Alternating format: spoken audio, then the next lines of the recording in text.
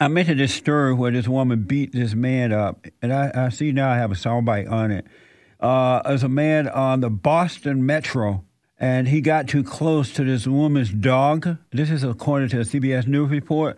And I don't hear a lot of people talking about or trying to do something about the attack on men. I guarantee you, if it was the other way around, it would be on every news report. It will become primary discussion in this country. But because it's happening to men, it's barely mentioned or if mentioned at all. And there's nothing. Glass over it and move on to the next thing. But we got to talk about this because it's not good. Here is this news report on this woman attacking a man in Boston there because he got too close to her dog. It is a brutal beating, and it was all on tape. A woman repeatedly punches a Red Line passenger in the head. And police are now trying to find that woman.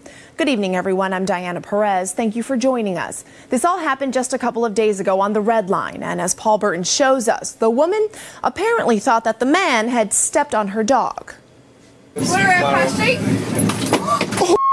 Folks say this brutal attack on the MBTA Red Line is very disturbing. It's really tasteless. I mean, as a woman sitting here watching her beat on him like that, it's just like, oh my goodness. Police say a woman who appears to be drunk becomes irate when a man accidentally steps on her dog on the train. The man apologizes, but it doesn't seem to help. She first curses at the passenger and then threatens him. You understand that now, right? And this is going to be a lesson taught to you. It's going to be a lesson taught to you. You call the officer. Then right before her stop at Park Street Station, she gives a 5-second countdown before she begins punching him in the head. Oh, I did not see that coming. Oh my God. Amazing, huh? Not only did she attack him, they call it a brutal attack. According to the report, the woman appeared to be drunk or something. Here's the final report on that. I think that was completely unnecessary. Tim Antonellis shot the video on his cell phone. We spoke with him on the phone. So she actually just screamed at this guy for 3 stops from Kendall to Park, and by the time she got to Park, she was just started a countdown and then cold-cocked him right in the face. That was definitely the craziest thing I've ever seen. The man doesn't retaliate. He just tries to cover his face. And he just sits there. He acted appropriately. It's amazing this vicious attack was caught on someone's cell phone. Transit police actually spoke to the man that was in that video, and he says he doesn't want to press any charges. I think that behavior is unacceptable, and it's a shame that he isn't pressing charges. Most riders just sit back and watch. One man finally pulls the woman off the victim. He had self-control, and I respect that. Being able to have a video to give to the cops to be able to say, hey, go get this woman, backtrack and find her. Don't touch my dog! As she leaves, she yells at him one more time. Police are still trying to ID the woman.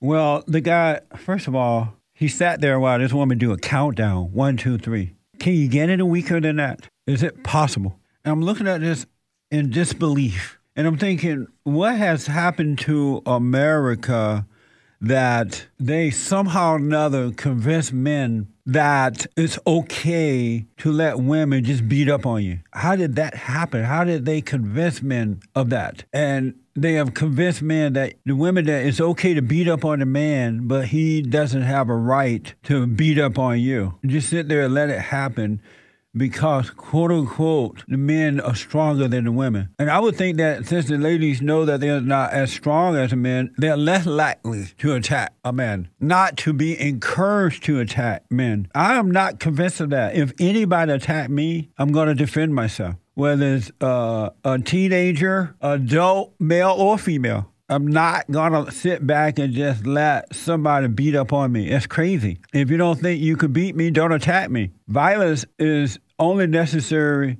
in the area of defense. You need to defend yourself. And these women that are into attacking men are getting carried away. And by men allowing it to happen, it's only bringing out the worst in the women. It just brings out the worst because it's weakness. And weakness is not good for you or your enemies. It's just not good. And I'm looking at this video and just could not believe it. That needs to change. It absolutely needs to change. Because it's like with white Americans being afraid to speak up to black people for fear of being called racist. And so they're afraid to tell the truth about blacks. They're afraid to deal with them. They're afraid to say no. And it just brings out the worst. Things are not getting better in that area. It's getting worse. And that's what's happening in this case, where women have been given permission to just literally attack men and they not defend themselves. I would not encourage my sons or grandsons or nephews, male cousins, to just allow themselves to be beat up on by anyone, male or female. It's just bad. It's not good.